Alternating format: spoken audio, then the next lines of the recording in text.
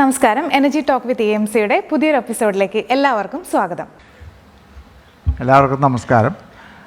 35 വർഷം radio active materials handle ചെയ്യുകയും അത് ഹാൻഡിൽ ചെയ്യുന്ന ആളുകളുടെ പ്രൊട്ടക്ഷൻ നോക്കുകയും അതിൽ തന്നെ 35ഓളം വർഷം ജീവിക്കുകയും ചെയ്ത് ഉള്ള എക്സ്പീരിയൻസിൽ നിന്നാണ് ഞാനിവിടെ നിങ്ങളുടെ മുമ്പിൽ സംസാരിക്കാൻ വന്നിരിക്കുന്നത്. അതിന് അവസരം തന്നതിന് സംഘാടകരോട് നന്ദി പറയുന്നു.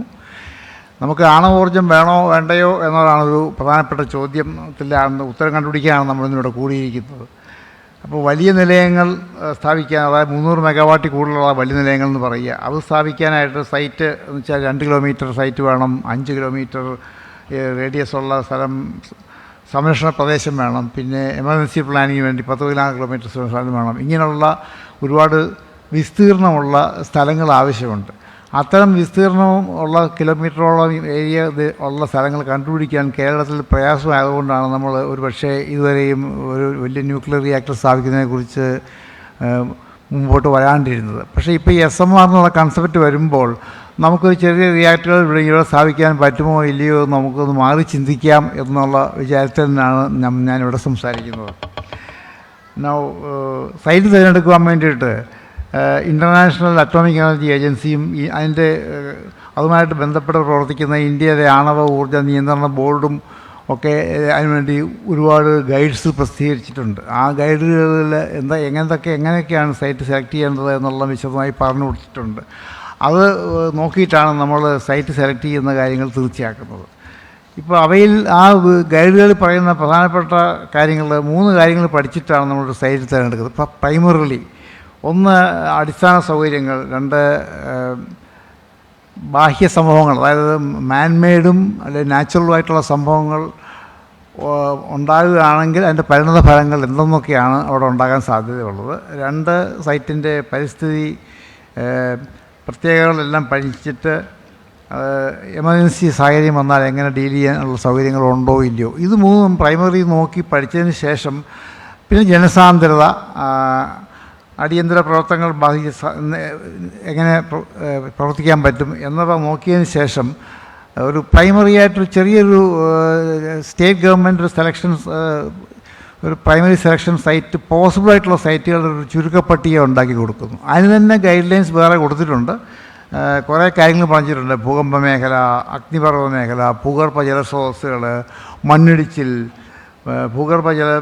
ഇതിൻ്റെ ഉരുൾപൊട്ടൽ, പിന്നെ ജനസംഖ്യാ സാന്ദ്രത, ജനസംഖ്യാ വിതരണം, പിന്നെ സാമൂഹിക അവസ്ഥ, പിന്നെ തീരദേശം, നദീതീരം സ്ഥലമായ സ്ഥലങ്ങളുള്ള മണ്ണിടിച്ചിൽ, സുനാമി, ഇങ്ങനെയുള്ള കാര്യങ്ങൾ, ഓരോ കാര്യത്തെക്കുറിച്ച് എന്താണെന്ന് നോക്കേണ്ടത് പ്രത്യേകം പറഞ്ഞിട്ടുണ്ട് സൈറ്റ് ഗൈഡുകളിൽ. അവ കണ്ടെത്തി ചുരുക്കപ്പട്ടിക ഉണ്ടാക്കിയിട്ട് അതിൽ നിന്ന് സൈറ്റുകൾ ചൂസ് ചെയ്തിട്ട് നമുക്ക് ചെറിയ റിയാക്ടറുകൾ അഥവാ SMR സ്ഥാപിക്കാൻ പറ്റുമോ എന്നതാണ് നമ്മൾ ചിന്തിക്കുന്നത്. പറ്റും എന്നാണ് നമുക്ക് തോന്നുന്നത്.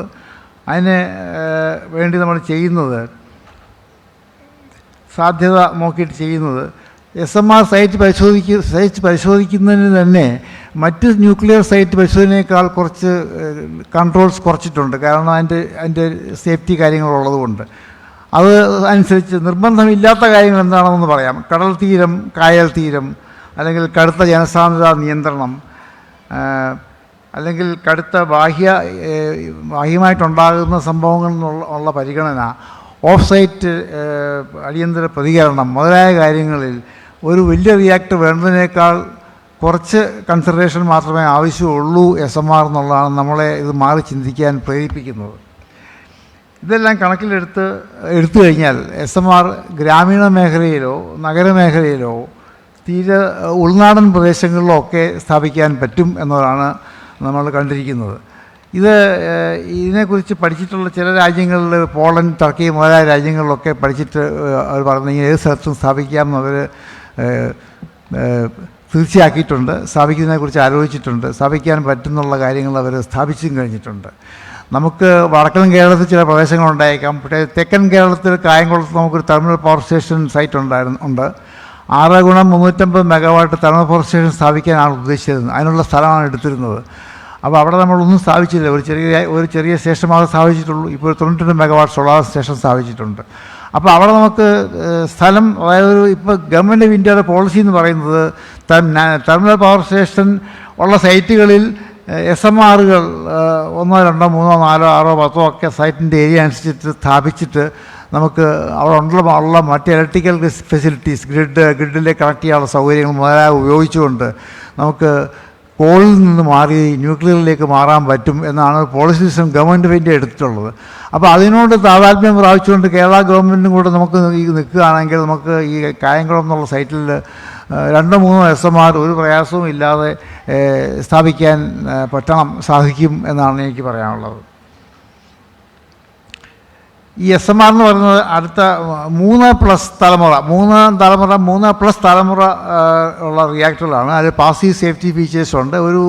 ഒരു കാര്യം പറഞ്ഞുകൊള്ളട്ടെ, പുതിയ റിയാക്ടറുകളിലൊക്കെ ഉള്ള ഒരു പ്രധാന പാസീവ് സേഫ്റ്റി ഫീച്ചർ എന്ന് പറയുന്നത് എന്തെങ്കിലും കാരണവശാൽ തണുപ്പിക്കുന്നത് നഷ്ടപ്പെട്ടാൽ റിയാക്ടർ കോർ ഹീറ്റായി മെൽറ്റ് ചെയ്യുക, ലോക്ക എന്ന് പറയും, ലോസ് ഓഫ് കൂളൻ്റ് ആക്ഷൻ ഉണ്ടായത്. ആ കോർ മെൽറ്റ് ചെയ്ത് കഴിഞ്ഞാൽ തന്നെയും അതിനെയെല്ലാം ഒരു കോർ ക്യാച്ചർ, അതായത് ആ ഫ്യൂവൽ മെൽറ്റ് ചെയ്ത് ഒരു സെൻട്രൽ പോർഷനിലേക്ക് അകത്തൊരു കണ്ടെയ്ൻമെൻറ്റിലേക്ക് താഴേക്ക് ഒന്നും പുറത്തു പോകാതെ ഇരിക്കാനുള്ളൊരു സാധനം ഉണ്ടാക്കുന്ന ഒരു പരിപാടിയാണ് കോർ ക്യാച്ചർ. അത് ഫെസിലിറ്റി പുതിയ SMRകളിലൊക്കെയും നിർബന്ധമായും വേണമെന്ന് റെഗുലേറ്ററി ഏജൻസി പറഞ്ഞിട്ടുണ്ട്, ഉണ്ടാക്കുന്നുണ്ട്. അപ്പോൾ അതുകൊണ്ട് നമുക്ക് അത്തരം ഒരു ആക്സിഡൻറ്റിനെ കുറിച്ച് ചിന്തിക്കേണ്ട ആവശ്യം പോലും ഇല്ലാത്ത ഒരു സാഹചര്യമാണ് ഉണ്ടായിട്ടുള്ളത്. പിന്നെ വേറൊരു പ്രധാനപ്പെട്ട കാര്യം, ലോകത്തിലെ ഏറ്റവും നിർബന്ധം കർശനമായ റെഗുലേറ്ററി ഉള്ളത് ന്യൂക്ലിയർ റെഗുലേറ്ററി കമ്മീഷൻ USA ആണ്. അപ്പോൾ ഈ അടുത്ത കാലത്ത് ഒരു ന്യൂ സ്കെയിൽ എന്നുള്ള ഒരു അമേരിക്കൻ SMR കമ്പനിയുടെ ഡിസൈൻ അപ്രൂവ് ചെയ്യുന്ന സമയത്ത് ഈ US NRC ഒരു വാചകം അപ്രൂവലിൽ എഴുതിയിട്ടുണ്ട്. അതിങ്ങനെയാണ് പറഞ്ഞിരിക്കുന്നത്,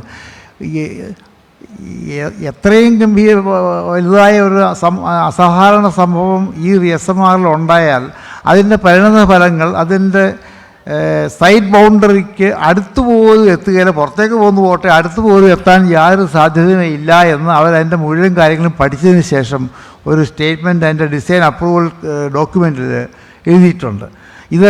ഇതൊക്കെ കാണുമ്പോൾ നമുക്ക് തോന്നുന്നത് നമുക്ക് തീർച്ചയായിട്ടും SMR ഇവിടെ സ്ഥാപിക്കുന്നതിനെക്കുറിച്ച് സീരിയസ് ആയിട്ട് ആലോചിക്കാൻ പറ്റും. നമുക്ക് പിന്നെ വേറൊരു കാര്യം, മറ്റൊരു റിയാക്ടറുകൾക്ക് 5, 6, 7 വർഷം വേണ്ടത് 2, 3 വർഷം മതിയാകും ഉണ്ടാക്കിയെടുക്കാനായിട്ട്, മോഡുലർ കൺസ്ട്രക്ഷൻ ആയതുകൊണ്ട്. അപ്പോൾ അങ്ങനെ നോക്കുമ്പോൾ മറ്റു രാജ്യം, നമ്മൾ ഇന്ത്യ തന്നെ രണ്ട് SMRനെ കുറിച്ച് ആലോചിക്കുന്നുണ്ട്. ഇപ്പോൾ ഡിസൈൻ ചെയ്യുന്ന ഒരു ഗ്യാസ് കൂൾ റിയാക്ടർ ചെയ്യുന്നുണ്ട്, വേറൊരു റിയാക്ടർ ഉണ്ട്, പിന്നെ അങ്ങനെ കുറച്ച് നടക്കുന്നുണ്ട്. അപ്പോൾ ഒരുപക്ഷെ നമ്മൾ പുതിയ ശാന്തിപൂർ വന്നതിന് ശേഷം നമുക്ക് മറ്റു രാജ്യങ്ങളുമായി സഹകരിച്ച് അവരുടെ SMRകൾ നേരിട്ട് ഇങ്ങോട്ട് ഇമ്പോർട്ട് ചെയ്ത് കൊണ്ടുവരാനും പറ്റും. അങ്ങനെ നോക്കിക്കഴിഞ്ഞാൽ നമുക്കൊരു 8, 10 റിയാക്ടർ 5, 6 SMRകളെങ്കിലും അടുത്ത 10 വർഷത്തിൽ കേരളത്തിൽ തീർച്ചയായിട്ടും സ്ഥാപിക്കാൻ പറ്റും എന്നാണ് എനിക്കിതിനെക്കുറിച്ച് വായിച്ചും പഠിച്ചും നോക്കിയപ്പോൾ തോന്നുന്നത്. പിന്നെ വായു, ജലം, ഗ്യാസ്, വെള്ളമില്ലാതെ വായുവോ ഗ്യാസോ ഉപയോഗിച്ച് കൂൾ ചെയ്യുന്ന റിയാക്ടറുകളുണ്ട്. അങ്ങനത്തെ വാദങ്ങൾ ഉപയോഗിച്ച് അങ്ങനെ കൂൾ ചെയ്യുന്ന റിയാക്ടർ ഡിസൈൻ ഇപ്പോൾ നടക്കുന്നുണ്ട്, പലയിടത്തും അപ്രൂവൽ സ്റ്റേജിലേക്ക് എത്തിയിട്ടുണ്ട്. അങ്ങനത്തെ റിയാക്ടർ ആണെങ്കിൽ ജലസ്രോതസ്സുകൾക്ക് അടുത്ത് തന്നെ വേണമെന്നില്ല, ജലസ്രോതസ് ദൂരമായിട്ടുള്ള സ്ഥലങ്ങളിൽ കായലോ കടലോ നദിയോ ഇല്ലാത്ത സ്ഥലത്ത് കൂടെ സ്ഥാപിക്കാൻ പറ്റും എന്നാണ് അത് പഠിച്ചിട്ടുണ്ട്. മറ്റു രാജ്യങ്ങൾ അങ്ങനെ നോക്കുന്നുണ്ട്, നമുക്കും അതിനെക്കുറിച്ച് ചിന്തിക്കാൻ പറ്റും. അപ്പോൾ എന്തുകൊണ്ടും നമുക്കിങ്ങനെ ഒരു ചെയ്യാനുള്ള സാധ്യത ഉണ്ടെന്നാണ് എനിക്ക് ഇതിനെക്കുറിച്ച് പറയാനുള്ളത്. ന്യൂക്ലിയർ റിയാക്ടറിൽ നിരന്തരം വിടുന്ന കിരണ സ്വഭാവമുള്ള ന്യൂക്ലിയൈഡുകൾ തെർമൽ മലിനീകരണം, കെമിക്കൽ മലിനീകരണം മുതലായവ നോക്കാൻ വേണ്ടിയുള്ള കാര്യങ്ങളും നമുക്കിതിൻ്റെ കൂടെ ഉണ്ട്. അതിന് നമ്മൾ സ്റ്റേറ്റ് പൊല്യൂഷൻ കൺട്രോൾ ബോർഡ് മുതലായ കാര്യങ്ങൾ നോക്കിയിട്ടാണ്. പിന്നെ തെർമൽ പൊല്യൂഷനാണ് പ്രധാനപ്പെട്ട കൺസേൺ ആൾക്കാർക്കുള്ളത്. അതിന് നമ്മൾ ടെമ്പറേച്ചർ റേസ് എത്രയാണെന്ന് കാൽക്കുലേറ്റ് ചെയ്ത് മെഷർ ചെയ്ത് നോക്കുന്നുണ്ട്. പിന്നെ ഒരു കാര്യം പറയാനുള്ളത്, എല്ലാ റിയാക്ടറുകളിലും ഉണ്ടാകുന്ന വികിരണ സാധ്യതയുള്ള വസ്തുക്കൾ അന്തരീക്ഷത്തിൽ കൂടിയോ ജലത്തിൽ കൂടിയോ ഏതെങ്കിലും കൂടി പാത്ത് വേ കൂടെ പുറത്തു പോകുന്നെങ്കിൽ അതിനുള്ള മുഴുവൻ വഴികളും കണ്ടുപിടിച്ച് ക്രിട്ടിക്കൽ പാത്ത് ഏതാണെന്ന് കണ്ടുപിടിച്ച് അതിനുണ്ടാകുന്ന ഡോസുകൾ കാൽക്കുലേറ്റ് ചെയ്ത് ഓരോ സ്ഥലത്തെ വെള്ളപ്പൊക്ക സാധ്യത 50 വർഷത്തെ വെള്ളപ്പൊക്ക സാധ്യത പഠിച്ച് എക്സ്ട്രീം മോഡൽ അനാലിസിസ് ഉപയോഗിച്ച് എക്സ്ട്രീം വാല്യൂ അതിൻ്റെ റിക്കറൻസ് ഫ്രീക്വൻസിയും കണ്ടുപിടിച്ചിട്ട് അതുപോലെ അന്തരീക്ഷത്തിൻ്റെ സാഹചര്യങ്ങളും പഠിച്ചിട്ടാണ് ഒരു ന്യൂക്ലിയർ റിയാക്ടർ സ്ഥാപിക്കുന്നത്.